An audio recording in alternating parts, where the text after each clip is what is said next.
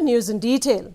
Prime Minister Narendra Modi laid the foundation stone of 1,406 projects worth more than 80,000 crore rupees in the third groundbreaking ceremony of the UP Investors Summit in Lucknow, Uttar Pradesh. The projects encompasses diverse sectors like agriculture and allied, IT and electronics, MSME, manufacturing, renewable energy, pharma, tourism, defence and aerospace, handloom and textiles.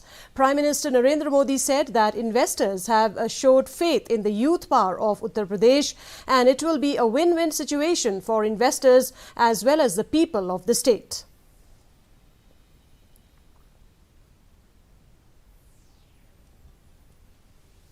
UP में 80,000 करोड़ रुपए से ज्यादा के निवेश से संबंधित समझौते यहां हुए हैं। ये रिकॉर्ड निवेश यूपी में रोजगार के हजारों नए अवसर बनाएगा।